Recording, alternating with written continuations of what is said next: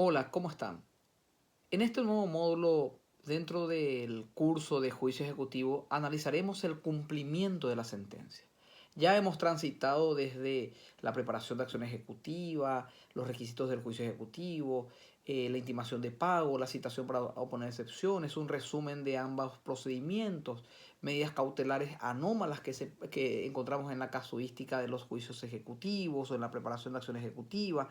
Hablamos de la citación para oponer excepciones, las excepciones, todas ellas hemos desarrollado, como también así el estado para la sentencia, y ahora desarrollaremos el cumplimiento de esa sentencia, como el Código Procesal Civil, dentro de este libro tercero del juicio especial denominado juicio ejecutivo, establece los parámetros de esta ejecución. Esa sentencia, hay que tener en cuenta unas cuestiones previas, ya nos decía el profesor eh, Modesto, eh, Modesto Monjes, cuando desarrolla esta parte del juicio ejecutivo, nos decía que existe cuestiones previas, y al establecer cuestiones previas, él nos decía que existe la sentencia de remate o de llevar adelante la ejecución, la cual debe estar firme, ejecutoriada, notificada a todas las partes. No debe estar recurrida por ende, o recurrida, debe estar ya firme la denegatoria de ese recurso. Debe estar confirmada, no impugnada a través de la acción de inconstitucionalidad, por el medio de impugnación, acción de inconstitucionalidad. Si es que se ha impugnado, debe estar confirmada o no impugnada, o rechazada en forma ilímine. Asimismo, a pedido del demandado, conforme al 473 a las resultas del proceso, no debe existir un juicio posterior con caución o fianza que determine, conforme al 473, que determine la suspensión del juicio ejecutivo. No debe existir esta situación. Eh, Bien, es importante señalar que la caución propiamente en el Código Civil no se encuentra establecida, pero sí la fianza con el artículo 1456, 1457, y cabe aclarar que el deudor no puede ser su propio fiador, ni tampoco su abogado, a no ser que tenga un poder especial, porque los abogados que son parte, o sea, que son representantes de la parte en juicio, responden directamente por sus daños y perjuicios en sus actuaciones, por lo cual ellos no pueden garantizar. Eso también se encuentra en las reglas de mandato como una prohibición. Bien, el artículo 96 de la ley de bancos establece la exoneración para los bancos en relación a las fianzas, y por supuesto que para iniciar la ejecución o el cumplimiento de la sentencia, se necesita también que se encuentren pagados los honorarios profesionales, conforme al artículo 7 de la ley 1376/88, que imposibilita cualquier tipo de ejecución o de disponibilidad de parte del ganancioso de la ejecución de sumas de dinero, o el cobro, digamos, si es que no se encuentran honrados los honorarios profesionales. Había un caso que tocó fallar, en el cual justamente el abogado ganancioso cambió de abogado, y luego para el cumplimiento, la ejecución, contrata otro abogado. El anterior, el abogado primario, por supuesto, se presenta y dice, luego cuando ya se encontraba en el momento para cobrar ese acreedor, dice, mire, señor, usted no puede cobrar hasta que me pague mis honorarios, artículo 7 de la ley 1376. Por supuesto, la nueva abogada del acreedor presenta un recurso de apelación. El recurso de apelación es rechazado. ¿Y por qué es rechazado? Porque no existe apelación contra este tipo de situaciones. Pero no es porque no exista la apelación, es porque la apelación es un recurso que solicita como requerimiento en el libro segundo que genere un agravio, pero no solamente un agravio, sino un agravio irreparable. Por lo cual, la indisponibilidad, conforme al artículo 7, no es un agravio irreparable. El agravio irreparable significa usted no va a poder nunca cobrar, que no es el caso. El caso es de que un abogado presentó, un abogado que fue abogado del ganancioso que quiere cobrar, ha presentado el pedido de indisponibilidad de fondos, a tratado se le pague sus honorarios. Por lo cual, la vía no era el recurso de apelación, sino el recurso de reposición. el recurso de reposición en el sentido de que tampoco puede privar el artículo 7 del cobro total, ¿sí? Por lo menos debe permitir de que una suma prudencial pueda cobrar, precautelando, por supuesto, los honorarios del profesional, ¿sí? Por decir, si existe 10 para cobrar, los honorarios no van a poder ser más allá de 5, por lo cual ese 5 restante podría autorizar y luego el resto provisoriamente. Pero en materia de recursos tendría que ser recurso de reposición, porque recuerden que el recurso de apelación es solamente en relación a lo que genere un agravio irreparable y no así un simple agravio. Por lo cual, esta situación de ejemplo no ameritaba un agravio irreparable, sino ameritaba una reposición por providencia de trámite. Bien, establecidas estas cuestiones previas que se deben dar para la ejecución y decíamos que no se encuentre recurrida o que si fue recurrida fue denegada el recurso, confirmada la acción de inconstitucionalidad o no impugnada a través de la acción de inconstitucionalidad, que no exista la fianza, pedido del demandado conforme al 473 y un juicio posterior que suspenda la ejecución, ¿sí? Bien, que no exista esta imposibilidad de ejecución o cumplimiento por falta de pago al abogado profesional conforme al artículo 7. Si existe dinero embargado, por acordada número 279 del 17 de junio del año 2003, la Corte Suprema de Justicia estableció que el banco autorizado para las tramitaciones judiciales y las tasas judiciales, depósitos de casos judiciales es el Banco Nacional de Fomento. Por lo cual, en caso de que exista un monto, una suma embargada en un banco privado del deudor, el mismo debe ser transferido a cuenta del juicio al Banco Nacional de Fomento, ¿sí? La liquidación previa de capitales e intereses se puede solicitar si existe una suma líquida y de ese pedido de liquidación se corre traslado al deudor por 5 días. El proyecto puede ser presentado por cualquiera de las partes, recordemos, porque también podría presentar el proyecto de liquidación el propio deudor. Recordemos que cuando se practica la intimación de pago, ¿sí? La intimación de pago y paga allí el deudor o paga dentro de los 3 días conforme a la notificación, la intimación por parte del oficial de justicia al pago, posibilitando la ley que sea dentro de los 3 días, el deudor paga el capital y presenta un pedido de liquidación, también es atendible y se corre traslado al acreedor, ¿sí?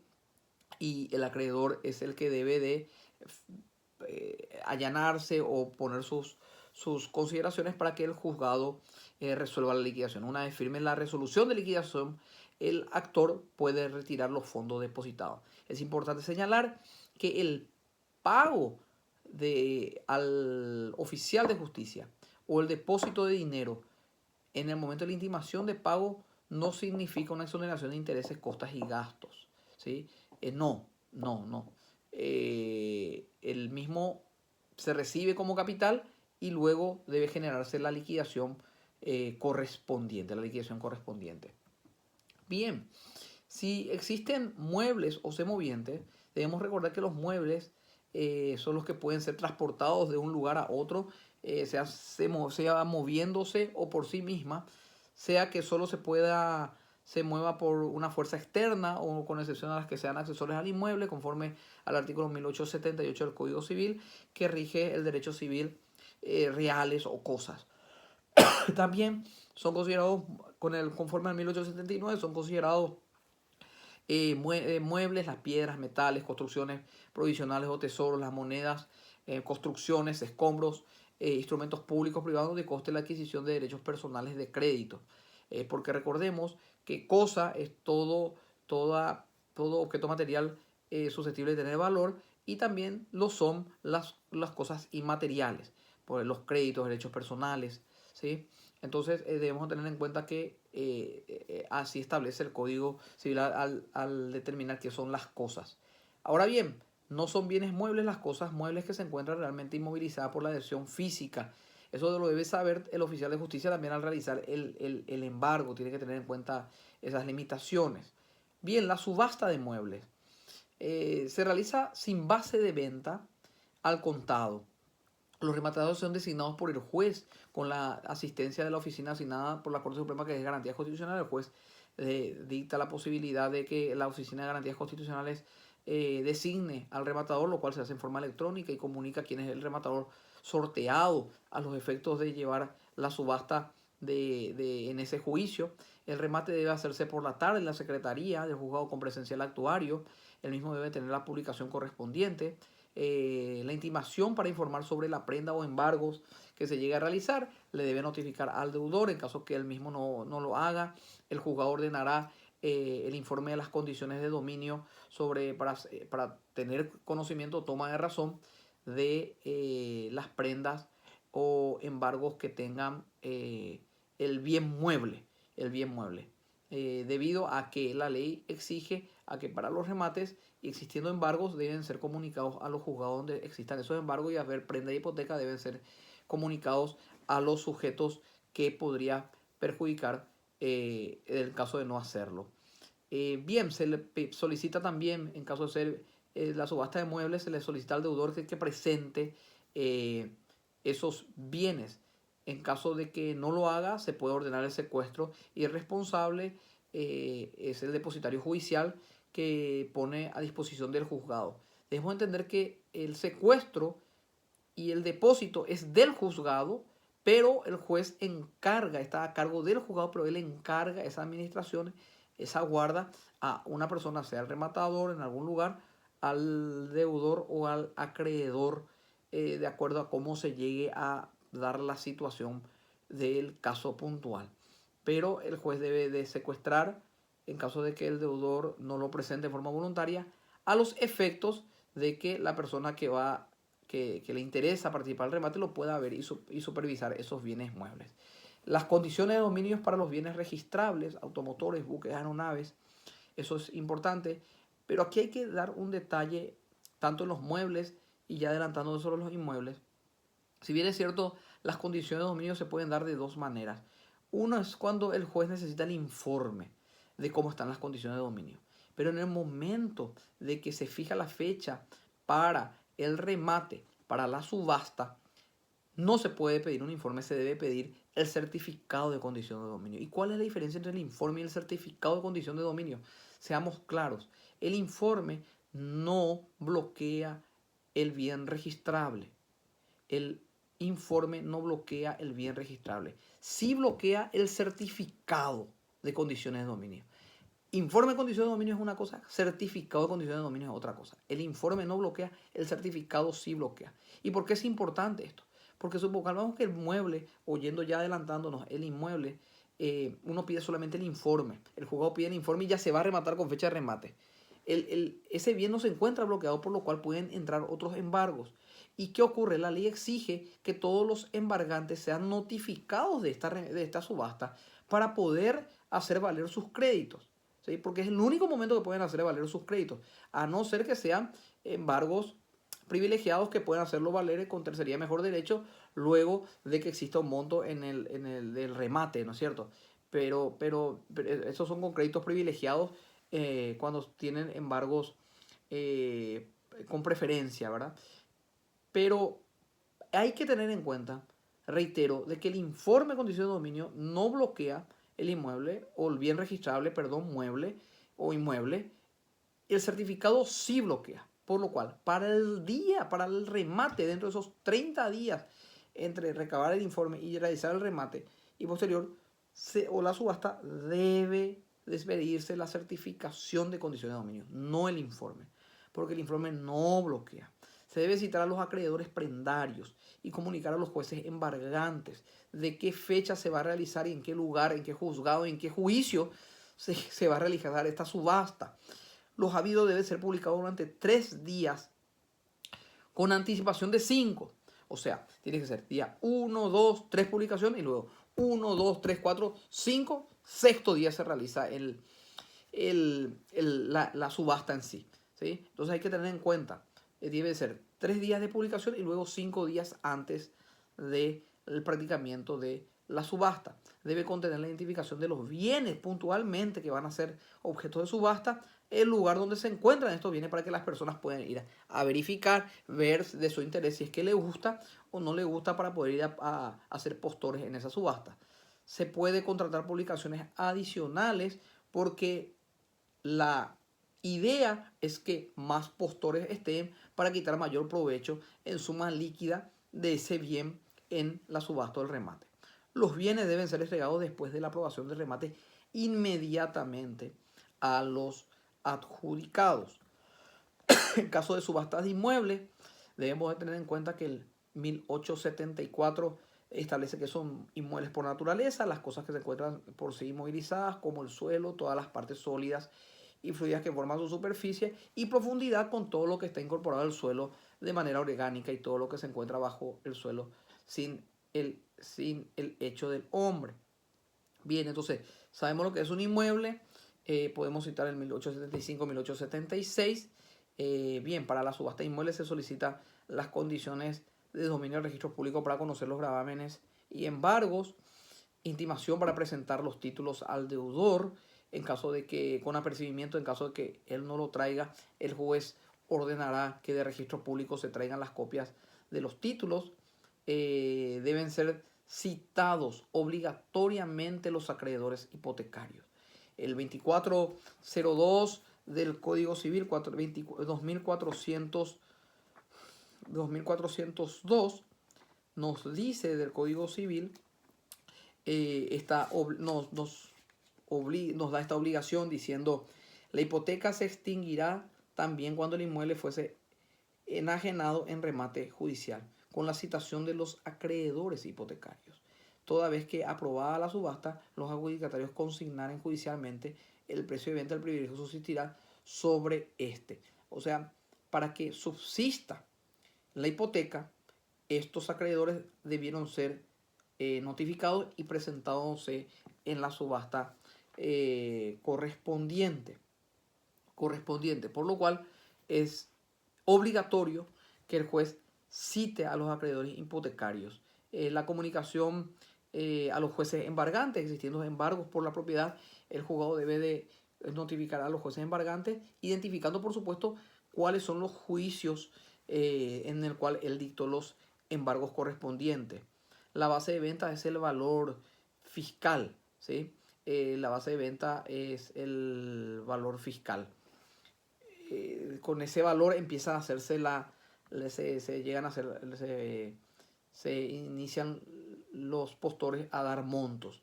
Inicia con el valor fiscal del inmueble, el cual por supuesto debe estar y obrar en el expediente también un informe del valor fiscal de parte de la Dirección General de Catastro, la cual hoy en día te dan con un código QR, el cual puede ser verificado por el juez o el rematador en el acto de la subasta. Bien, la subasta de inmuebles, conforme al 483 del Código Civil, nos dice que se autoriza al deudor a pagar la totalidad de la deuda y el doble de la seña hasta antes del pago total del previo de la venta. También se debe pagar los gastos de remate, los cuales es trascendente. Debe ser pagados los gastos de remate en ese momento, en ese instante. Los avisos deben ser publicados durante 5 días, aunque sean inhábiles. Con 8 días de anticipación se puede reducir el número de días de publicación. Eso es con relación a la subasta realizada.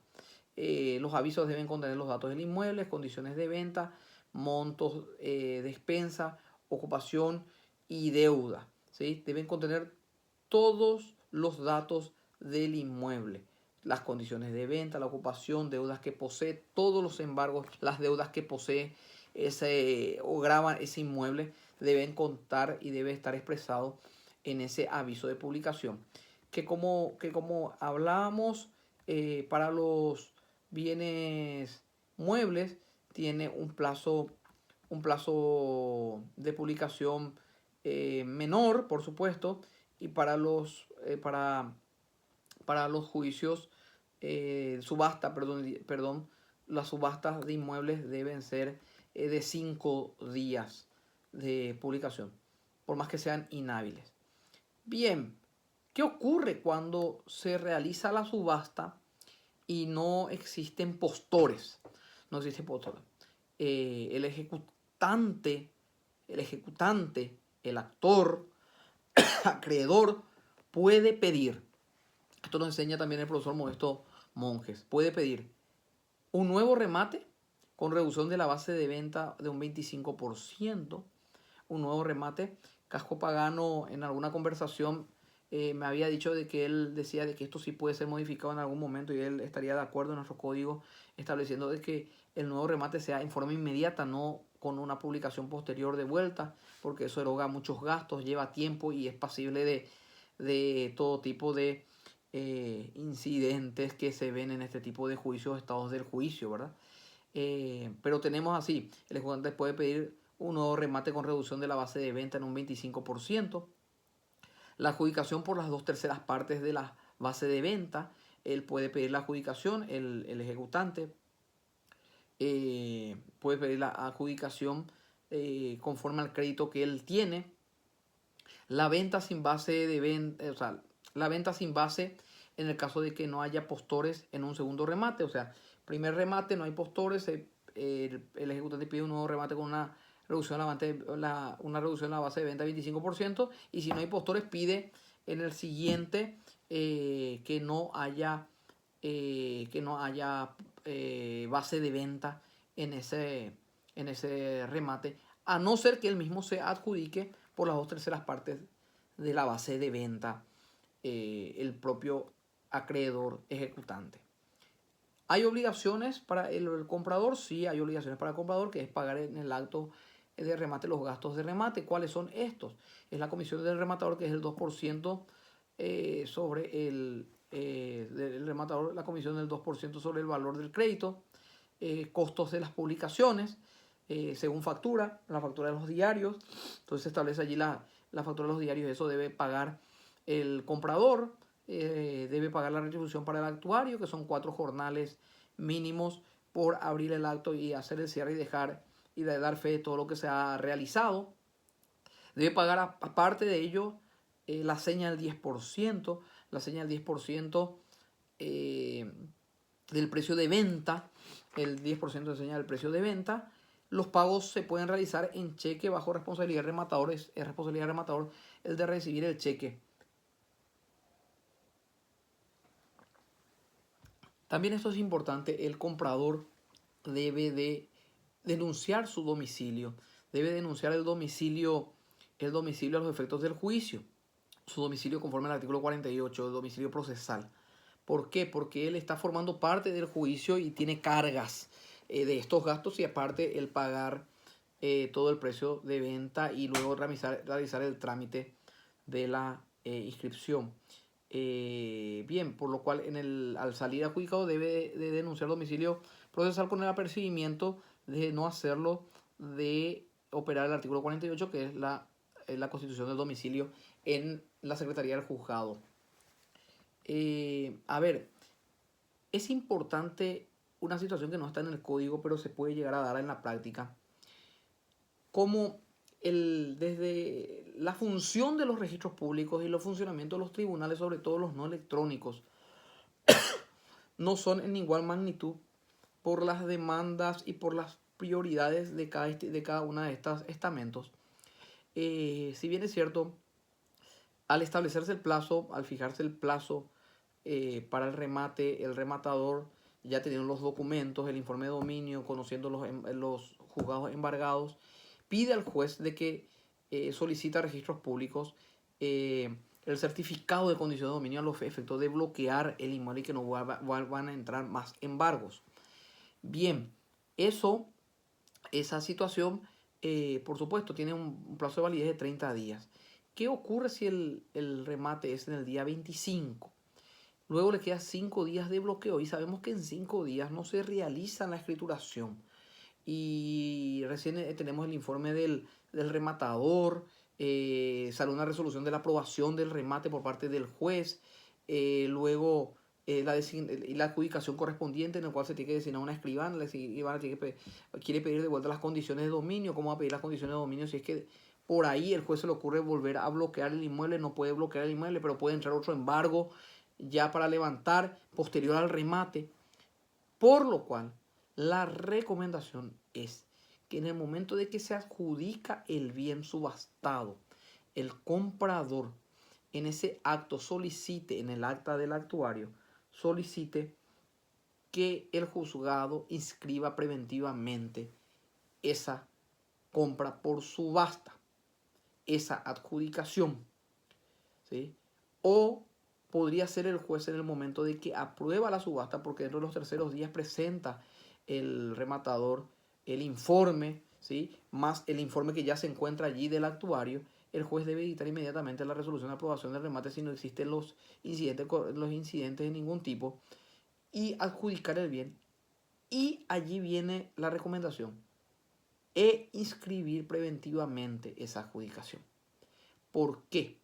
Porque si uno no escribe preventivamente, el juez puede dejar liberado o abierto de que entre otros embargos en ese inmueble. Bien, pero que pida otro certificado de condición de dominio. No puede pedir otro certificado de condición de dominio porque bloquearía el trabajo de la escribana. Por lo cual, yo creo coherente y sobre todo importante, útil, de que al dictar la adjudicación del comprador, aprobar la subasta, adjudicar, poder dictar la inscripción preventiva de esa subasta, la cual sería levantada luego con la escritura cuando la escribana complete esa escritura pública, ¿sí? Entonces, eso me parece útil a los efectos de que no vayan ingresando otros embargos que no fueron de atención para la subasta, por lo cual el juez no puede levantar ni liberar nuevos embargos que tienen el inmueble para garantizar los efectos de la compra que ha realizado en la forma que ha realizado esta persona en la subasta. Bien, también es importante analizar el levantamiento de las medidas cautelares. El remate produce el levantamiento de los embargos, hipotecas e inhibiciones a los efectos de la escrituración. Solo subsiste la anotación de las litis. Eso subsiste porque eso lo establece en la parte de medidas cautelares el Código Procesal Civil en el libro segundo. Nulidades del remate. Se aplican las reglas de las nulidades de los actos procesales, artículos 111 al 117. En materia de nulidades son las mismas porque son actos procesales realizados. El oficial de justicia es un brazo ejecutor del juez, lo cual todo lo que se realiza dentro del proceso son actos procesales. Y esos son pasibles de medios de impugnación de los actos procesales, los cuales incidentes. Recordemos que lo que se realiza fuera del proceso, instrumentos, documentos, poderes, son impugnados por medios materiales de impugnación, que son la reargución, falsedad y otros. Pero en relación a lo que se realiza dentro del proceso, ya como un brazo ejecutor del juez, en este caso, el rematador, debe ser fácil de nulidad por los actos conforme al 111 y siguiente Código Procesal Civil, que los cuales tienen detrás, recordemos, que los incidentes de nulidad tienen por detrás los principios, ya sea de trascendencia, finalidad, convalidación de los actos, perjuicio y finalidad, daño, ¿verdad? Que hace la trascendencia, la finalidad y la convalidación, que son principios que se encuentran por detrás de la norma, pero que son tenidos en cuenta en el momento de resolver. Ahora, ¿por qué puede ser la nulidad?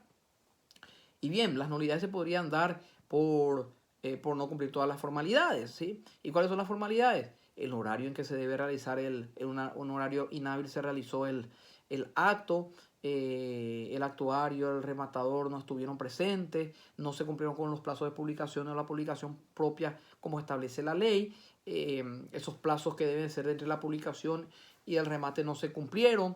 Bien, pero ¿dentro de cuánto tiempo se debe plantear? Si el incidente es contra el acto de la subasta en sí, del acto de subasta, deben ser 5 días hábiles posteriores a esa realización de la subasta. Las personas que plantean esto deben tener legitimación, deben ser partes o terceros con un interés legítimo, demostrable, y pueden ser... ¿Quiénes son las partes? Las partes son los que actuaron en el remate. Puede ser el rematador, puede ser el comprador, puede ser cualquiera el ejecutante o ejecutado. ¿Sí? Pueden plantear esos incidentes. Bien, hubo un caso donde se planteó un remate, estaba una subasta y el acreedor ejecutante no llegó a, a pedir la adjudicación, no había postores y no llegó a pujar por el valor de su crédito. ¿sí? Y luego, o sea, habían postores, pero habían postores muy por debajo de su crédito y él no llegó a pujar por su crédito, por lo cual se fue a una suma inferior y se planteó un incidente al remate y planteó la parte ejecutante en este caso. O sea, las partes, el rematador, el comprador son sujetos que pueden presentar incidentes en incidentes de nulidad en relación a la subasta. ¿Qué ocurre cuando se compra el inmueble, se adjudica el inmueble, se subasta, se adjudica el inmueble? ¿Qué pasa con el deudor ocupante? Con la ocupación del inmueble. ¿Cómo se da la desocupación del inmueble? Si es el ejecutado, deudor, debe ser intimado para desocupar el inmueble bajo procedimiento de su lanzamiento directamente, sin ningún tipo de juicio especial al respecto. Si no es ejecutado, se debe plantear el juicio correspondiente porque esa persona no tiene el carácter de estar informado y de haber cambiado por una intervención su posesión de propietario, siendo excluida y siendo parte él sabiendo por consecuencia de una subasta. El comprador tiene el derecho a desistir de la compra si no puede tomar la posesión, ¿sí? Hay que tener en cuenta eso. Si bien es cierto, compraste el inmueble en la subasta, si no tomaste posesión, podés desistir de la compra si es imposible tomar la posesión. Bien, pero solamente contra el, el, el ejecutado se puede intimar para la desocupación y luego el lanzamiento.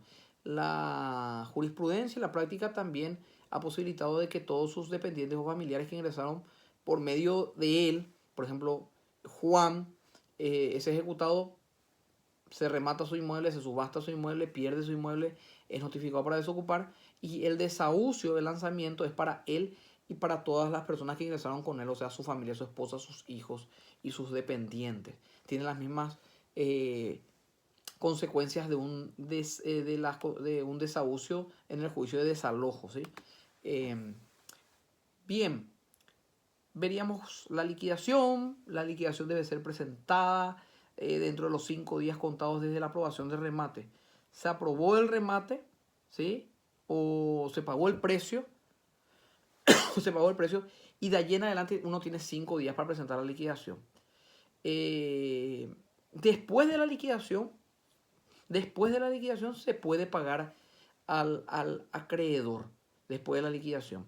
¿Qué contiene la liquidación? Por supuesto, capital según la sentencia de remate, ya sea que se hizo o no lugar en caso de que haya una excepción de pago, ¿sí? De la sentencia de remate y los intereses del vencimiento hasta la extracción, desde el vencimiento de la deuda, ya sea anterior a la demanda o sea establecido como plazo en el momento de la interposición de la demanda. ¿Y hasta cuándo? Hasta el momento de la extracción de los fondos corresponden los intereses. ¿Qué son gastos? Porque la liquidación contiene capital, intereses y gastos. Capital, monto de la sentencia. Intereses, lo devengado en conforme a intereses desde el vencimiento de la deuda hasta la extracción de fondos.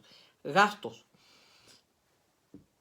tasas judiciales, honorarios oficiales de justicia, honorario rematador, publicaciones, copias de títulos, escribanos, aranceles, depósitos de impuestos, gastos de escrituración, notificaciones.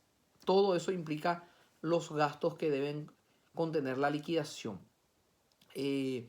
Bien, se subasta, hay compradores, hay depósitos, se aprueba el remate, la subasta con los informes, liquidación, pero existe una situación: preferencias para el cobro. Preferencias para el cobro y el Código Civil en su artículo 437 y 438, que es muy extenso, establece las preferencias de cobro, ¿sí? Los créditos hipotecarios, los laborales. Y es importante hablar de los primeros embargantes. Hay resoluciones contradictorias. Estábamos conversando hace no mucho tiempo con algunos colegas de Encarnación, donde establecen un criterio. Yo tengo otra posición con relación a la preferencia de embargos. Supongamos que Juan es el ejecutante en un juicio y él es segundo embargante. El primer embargante es Pedro, que está en otro juicio como acreedor también del mismo Miguel. Bien, Juan lleva adelante y se remata, se subasta, se compra, se adjudica, compra a alguien, se adjudica, se aprueba el remate y se deposita la suma de dinero. Y se presenta el primer embargante. ¿Cómo se presenta? Se presenta con una tercería de mejor derecho. Eso implica que tiene que tener todos los datos y requisitos de una demanda y él se presenta en el juicio invocando su calidad de tercero con mejor derecho conforme a el embargo de primer grado que él mismo ostenta.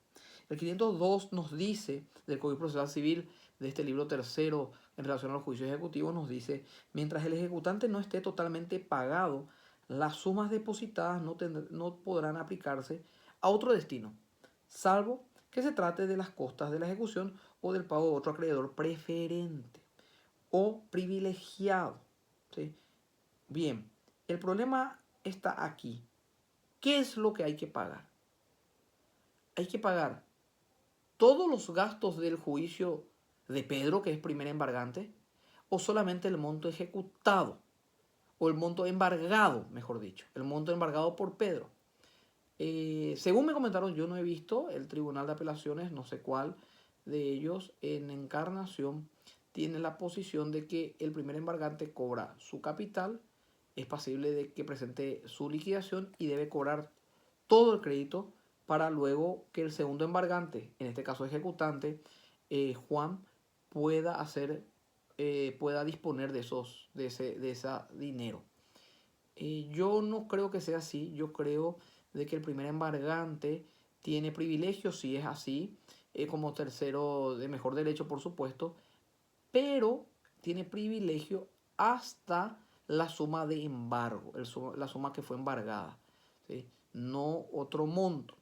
Y luego ya el saldo le corresponde al segundo embargante, que en este caso es Juan, que es el ejecutante, ¿sí? Entonces, son posiciones que deben de tener en cuenta en el momento de plantear. Así también estábamos viendo que las preferencias para el cobro los tienen los créditos hipotecarios, prendarios, laborales, ¿sí? También las instituciones que quieren cobrar impuestos o tasas tienen preferencia para el cobro. Así también todos los gastos que tuvieron el juicio, los gastos de rematadores, oficiales de justicia, en caso de que sus honorarios, todos ellos tienen también privilegio y preferencia del cobro de la subasta. Bien, en materia de intereses nos dice que en las obligaciones de dar suma de dinero no podrá estipularse intereses moratorios o compensatorios ni comisiones superiores a las tasas máximas establecidas por el Banco Central. Si no lo establece el título, el juez debe establecerlo y bueno, generalmente vemos una casuística de entre 2 y 3% como tasas a fin de establecer y llevar y establecer la liquidación correspondientes. Bien, debemos dejar en claro también, de vuelta, que el artículo 7 de la ley 2796, que reglamenta el pago de honorarios profesionales a asesores jurídicos y otros auxiliares de justicia en entes públicos y otras entidades públicas, dice que los honorarios profesionales de los oficiales de justicia por los trabajos realizados en los juicios en los que intervenga como tales se justificarán 1% del valor de la pretensión que se reclama, atendiendo el monto del litigio o calidad, importancia, extensión y eficacia de los trabajos. Ahora bien, aquí habla esta ley específica de algunos asesores jurídicos u otros auxiliares de justicia en entes públicos de otras entidades. No así a rematadores, si bien es cierto son rematadores públicos, pero ellos trabajan en forma privada, no, ellos se aplica la ley de regulación no en relación a la ley 2796, sino la anterior. La anterior. La liquidación no puede obrar una liquidación de la liquidación. ¿Sí? Uno hace una liquidación y cobró y luego a la espera hacer otra liquidación. El Tribunal de Apelaciones, primera sala del Departamento Central, ha quitado resoluciones en ese caso de que no se aprueba la liquidación de la liquidación. Y también hay una resolución, hay precedentes, resoluciones, lineamientos, no jurisprudencia, sino lineamientos que establecen de que al percibir el abogado sus honorarios en los juicios deben establecer si sus honorarios fueron pagados por completo, y en caso que no, faltan algunos en relación a otros, por ejemplo, el abogado dice no quiero que se ejecute porque me tiene que pagar los honorarios. Bien, él da una factura de pago a su cliente y por el juicio ejecutivo, y no estableció una reserva de que quiere hacer también sus honorarios, quiere cobrar con relación al cumplimiento del juicio ejecutivo. Entonces allí hay un problema porque el abogado debía hacer esa reserva de sus honorarios. Al no hacer la reserva de sus honorarios, se tiene que los honorarios han sido percibidos en forma íntegra. Hay que tener mucho cuidado con esa situación. Bien, de esta manera hemos desarrollado este módulo de cumplimiento de la sentencia. El cumplimiento de la sentencia nos quedaría ya en un próximo módulo hablar puntualmente a más profundidad sobre la liquidación en sus reglas genéricas, y luego en otras especialidades en materia de ejecución con el profesor Francisco Segura. Me despido una vez más. Muchas gracias.